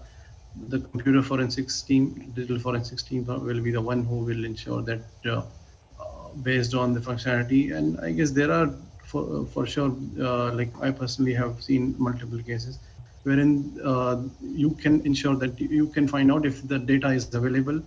The forensics tools are capable enough to identify these kind of changes. But again, it depends upon the kind of data retention and all the requirements are fulfilled or not, or else in your observation, there will be a gap in your observation wherein you will not be able to, identify the missing dot. So it all depends upon the availability of the data and the kind of the forensics operation is being performed. Okay. Sorry, I actually wanted to add something on that. There's an old audit technique that we used to call corroboration. So if we're not actually sure the application is doing what we believe it is doing or should we be doing, we find a second way to verify the information. And I think if we look at the WAF points of view, let's say for instance you set up cross-site scripting on your WAF, basically block it, deny it, the end, but you end up on finding on a second or third or fourth layer of security that cross-site scripting is actually happening and possibly successfully. That will give you a great indication that your initial control of a WAF is simply not working. And we touched on this at the start. A WAF is not a silver bullet. It's not your one catch-all. You will never suffer security incidents. You will never have a data breach if you have a WAF. So you kind of need to have that multi-layered approach. So if we have our software is developed securely, even if you do bypass the WAF, technically you shouldn't be able to do anything, but you can make use of multiple sources inside your organization to see we are seeing X or Y on the network, which should be blocked by the WAF and is not. I think it'll be your best bet. And if auditors ever wonder, the same thing, the corroboration method. It's kind of an old school auditing technique, but it still will work quite well in this scenario. That's actually a good one, and it opens a bit of a, we are discussing WAF now for quite some time on this webinar, and we didn't touch the OWASP top 10, which is a question also that came from our audience multiple times. Like, I will try to maybe combine multiple questions in one, so please bear in mind that it's not going to be 100% accurate. Can a WAF in general, this is a general functionality that out of the box, whether it's hardware or software, with a tick box, cover the OWASP top 10? That's somehow a repetitive question coming from multiple sources. Some like mentioned Azure specifically, or not security, or this or that, but like it's a general one. For sure, even the web application firewalls, they rely a lot on OWASP top 10. They use OWASP top 10 as something. See, guys, we can protect you from the OWASP top 10. So this is something by default. The first thing any WAF vendor they sell, they say, okay, we are protecting you against the OWASP top 10. So this is, I believe, by default covered. But again, the recent example which I gave of bypassing web application firewall, wherein an SQL injection, which is a known vulnerability, always appears in OWASP top 10, but a web application firewall was bypassed, and this was not a regular web application firewall. It was Palo Alto, AWS, Cloudflare. These are the big names. These are the major players when it comes to WAF. So it was bypassed by SQL injection by adding a JSON syntax to it. So, and this is a big flaw. This is something should not happen, because this is not a kind of a very, let's say, big attack. This is something you claim that you protect your customers from SQL injection, but if the adversary just play around with certain with the payload and add JSON syntax, and they are able to bypass the web. So, and we have seen a lot of examples. The bug bounty list is full of bypassing webs. So the claim is there for sure, protecting from OWASP top 10, but the guy who is managing WAF should also ensure that he is well aware of web application attacks and he is able to, doesn't just simply rely on the default configuration, or let's say something being suggested by the vendor. Okay, this is OWASP top 10 and that's it, this is your role. You need to ensure you keep following up what are the latest web application attacks are there, and how the hackers are playing around, and accordingly you need to keep on updating your WAF rules, and at the same time, the capability for machine learning as well. I want to touch on a point. Are all OWASP top 10 controls purely technical, or some of them are related to the design? Some of them, yes, are based for design, but again, when the WAF, the vendors, they are claiming for OWASP top 10, they'll be talking about the technical perspective, and even the rule set, when it will be the technical attack, it will be configured accordingly. Well, the main reason I asked that question is to open a discussion internally here about secure software development also. Because in the beginning of our discussion, someone said, if I have a WAF, why would I secure the application with the other way around? But since already even OWASP top 10 have some non-technical controls related to design of the actual application and how we implement it, I guess it covers both, right? So I think I would like to just add something small here. The OWASP top 10 has been pretty consistent over the past couple of years. They sometimes move a little bit around and priorities change, but we haven't really seen a significant difference. So from a compliancy point of view, or from any IT technical point of view, we should have actually resolved the majority of the OWASP top 10 stuff years ago, yet we still kind of see them persist for our technologies, which maybe says a lot about how we manage IT as a whole.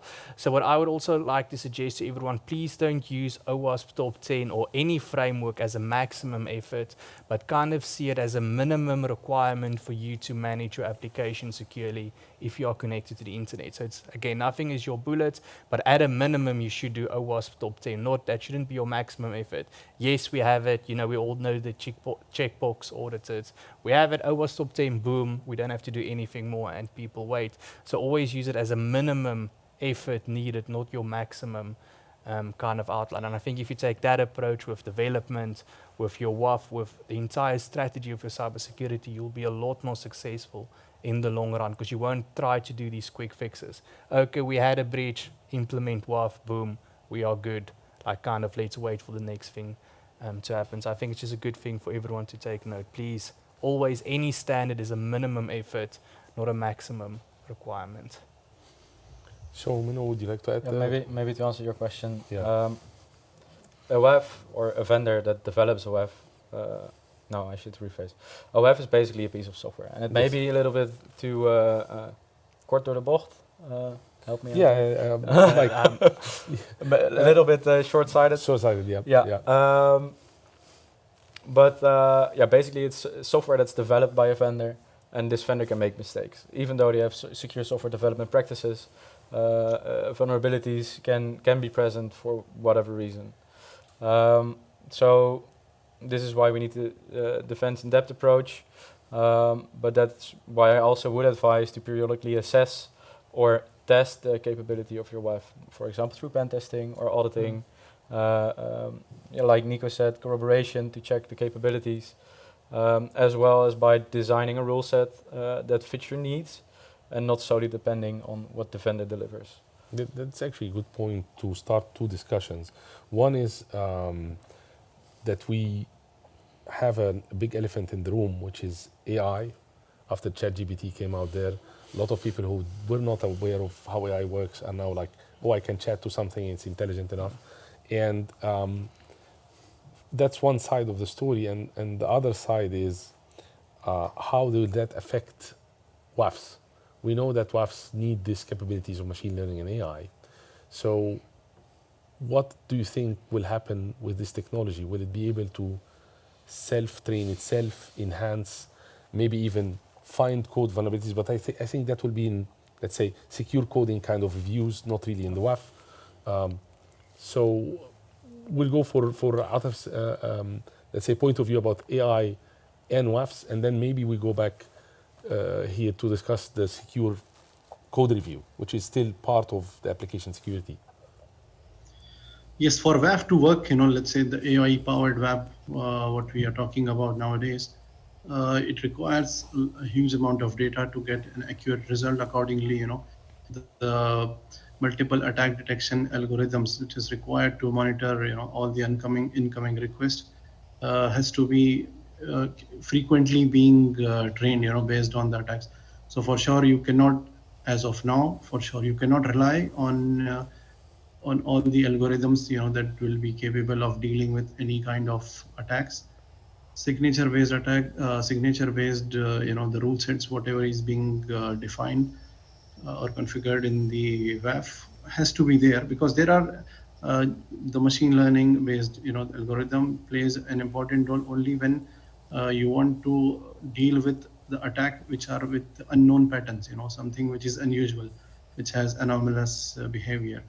But certain things which are clear and straightforward, so you need to have rule sets for that. So both, I believe, and based on this, certain things which are not being recognized by the rule sets which are configured in the WAF should be taken care by the algorithms that are being trained. But at the same time, it also requires you to keep on training unless you have the capabilities are built which can deal with any kind of attacks. But for now, I don't believe that you completely rely only on AI-backed WAF, and there is no need to have let's say rule sets. And also in future, as of now, I don't think that, because there are certain things which are known, and once you know certain things, you know the way also how to protect it. So you need to have both the capabilities. Maybe to add to that, I think there's two different risks at play. On one hand, you have ChatGPT, which makes it easier for adversaries or even script kiddies to execute a more sophisticated attack on a WAF. Yep. But on the other hand, you have the WAF, which uses AI to configure itself, which also introduces AI-specific risks to the user of the WAF, so a company, for example, but also the vendor. For example, if an adversary is able to manipulate the AI model or ML model in such a way that it's able to determine how the model decides or how it works, that would be an intellectual property risk to the vendor itself. Well, I think you touched on my next question a bit, but from a different angle, which is really good. The adversaries using AI to automate the attack. So I also wanted to touch about automating three things. The testing of the WAF configuration validation that is configured properly. Maybe, of course, adversaries using AI to do sophisticated attacks. And since it's going to be AI and AI, the machine, which I would like to call machine-to-machine kind of thing, how about the proving compliancy and audit? So it becomes a little bit complex. So who wants to start? Which area would we like to? Atif, would you like to take about to give us a bit of a glimpse about validating WAF through maybe AI and automation, and then maybe we can go to adversaries? Okay, from both the perspective, whether it's the adversaries or even training, you're talking about the AI based, let's say, the algorithms, or what exactly you want to hear regarding? No, I'll tell you something. So let's say I'm an information security manager. We have this requirement. We want to implement WAF. Okay. So we got expertise, whether in-house or outsourced, that's fine. We implemented WAF, and now I need to maybe prove that the configuration we have is valid. As you know, a pen testing exercise is good. Nobody said no. But before you go there, you want to validate your configuration. So I assume with the AI piece, there might be some advances on automatic testing of the configurations. Yes, for sure. This can be done using a couple of Python scripts. You can easily test the configuration of your application firewall to automate, whatever kind of the rule sets you have configured in the application firewall. You can just prepare certain scripts which will perform, specific kind of attacks, be it related to cross-site scripting, which can deep dive into reflected cross-site stored, and accordingly, let's go to blind SQL injections and other kind of attacks. These all can be performed to test the effectiveness of the web application firewall. So that also will give you a kind of also you can kind of assurance, or let's say reasonable assurance that okay, whatever you are running is something. Hopefully, this will also protect you, in case when you face a real-time attack. So these kind of automations to test the effectiveness of the WAF can be done, and it's good to have it. Apart from, you can also have a black box pen testing, wherein you there are, for me personally, because I have a background in pen testing. Initially, I started as a pen tester.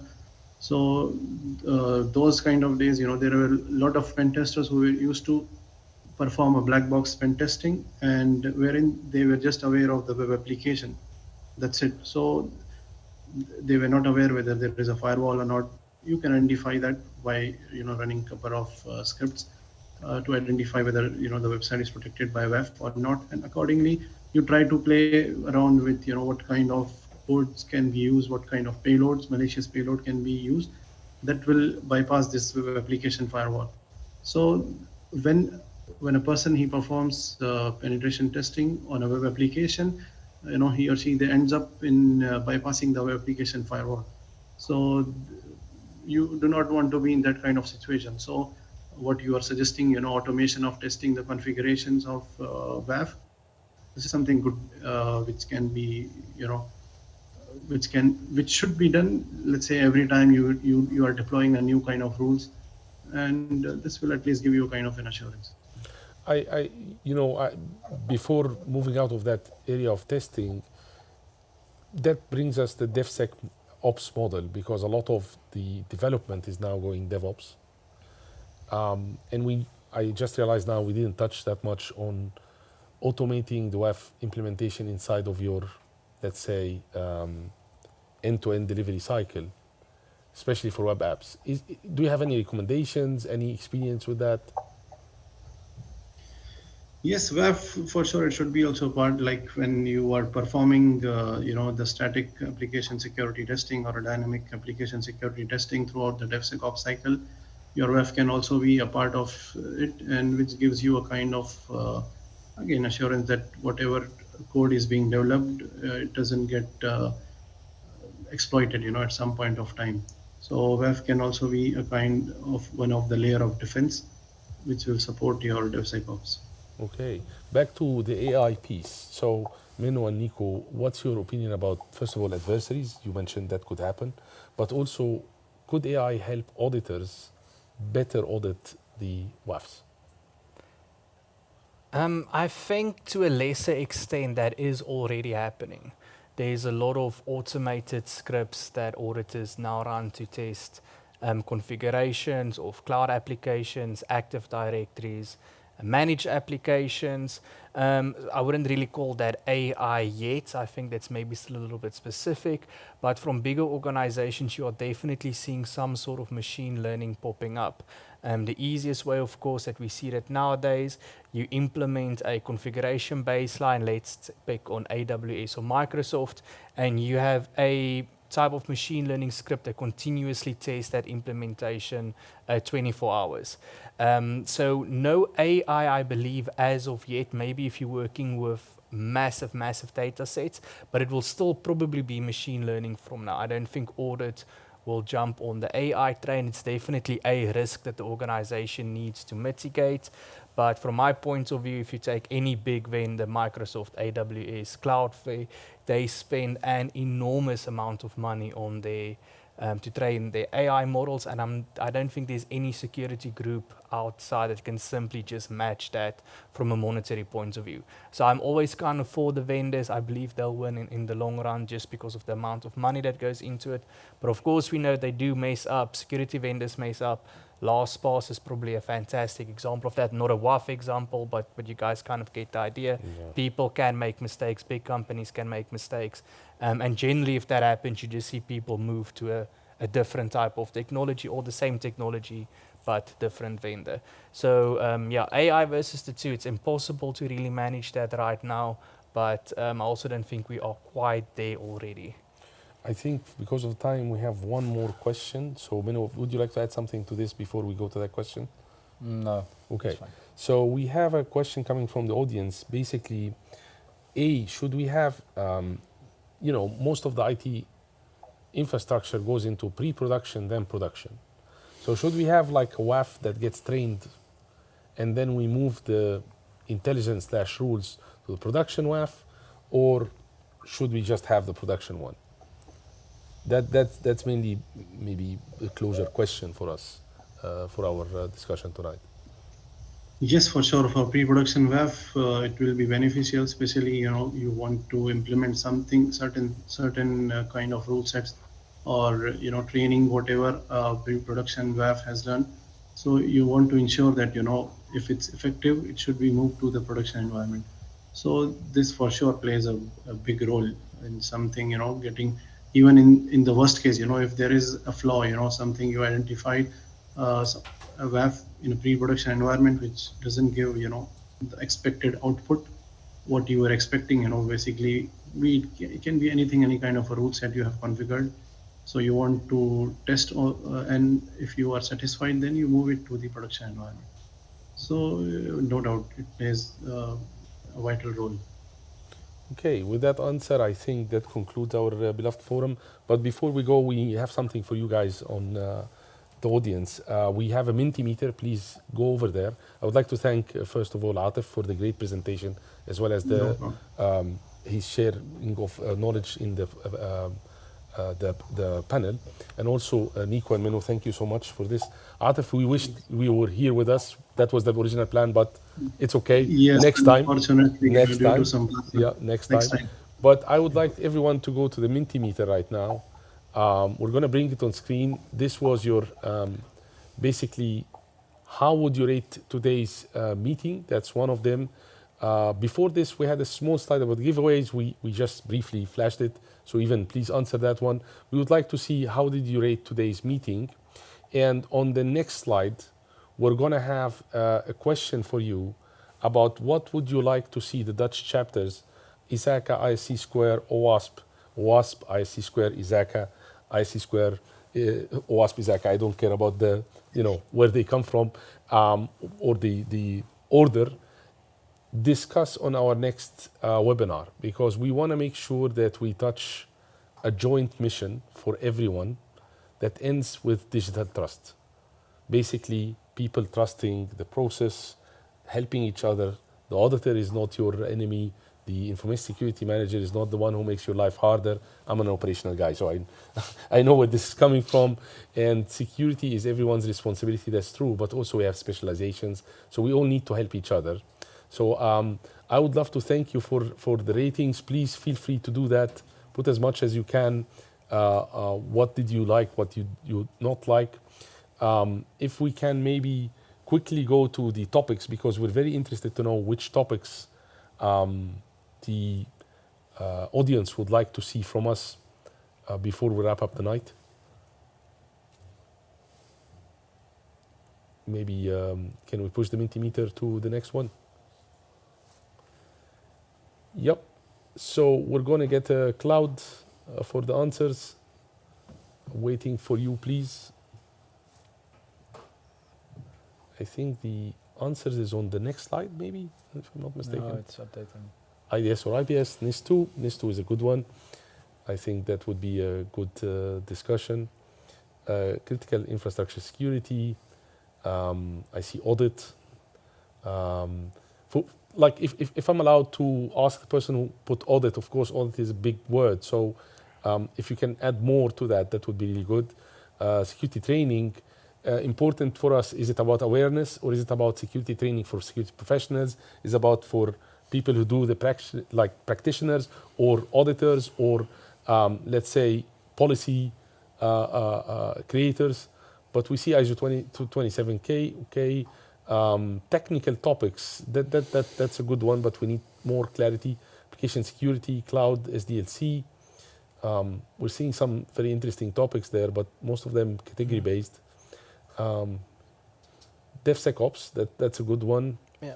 And AI, I see that, but smaller extent. Tasting the OWASP top 10, that's also kind of a good one, considering we do have OWASP people right here with us. Yep. I don't see, or maybe I'm missing, cybersecurity insurance. Anyone interested in cybersecurity insurance? I don't see it, to be honest. Quantum computing, that's a good one. By the way, we had a very nice webinar. It's on the YouTube channel for ISACA Netherlands, but it's available for everyone, about the quantum cryptography challenge. And most probably very soon we will have another one to discuss the latest in that aspect. I see AI in organizational processes.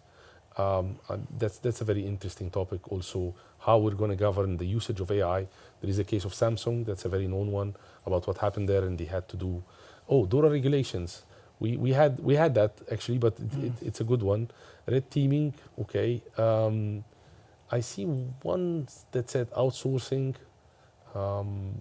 but like maybe also I want to hear like Nico and Menno, did you see anything that grabbed your attention that we should focus on? I think the DevSecOps is kind of a good one because it touches multiple aspects of something we all kind of do. So that's kind of one that I like for a future event for sure. Yeah, I would focus maybe on upcoming regulations, so the NIS2, the DORA. That's for sure. That can be quite disrupting depending on the contents and the way they are governed. Actually, for DORA, we had also maybe for our audience a very nice, on the YouTube channel, you will find it a very, very nice, and I have to thank our speaker there, very concise and clear presentation about DORA. It was completely less than 1 hour and very informative. So maybe you would go to the YouTube channel and check it out. But also we could have it from multiple angles because he was mainly focusing on compliancy. We never touched, for example, if out of that comes some technical controls like threat-based incident response, for example, which we might touch on the next time. I see SIEM-SOC, but that's not very clear. Are we talking about the technology aspect, processes? Please give us more. With that, I'm aware of the timing. I think, we're running out of time, but please keep pushing your answers. If anyone missed today's forum and would like to send us something, please send it. Send it to any of the OWASP or ISC2 or ISACA board members who are very, very keen to get your answers. What would you like to hear from us? We can see from the previous slide that most probably people liked this session that we had, the 3 chapters helping each other, or mainly having a joint venture to do this. With that, I would like to thank the panel members. Thank you, everyone that's with us online, and really wish you a great, great evening, and hope to see you very soon in another joint webinar. Thanks. Thanks, Ramzi. Thanks for having me. Thank you.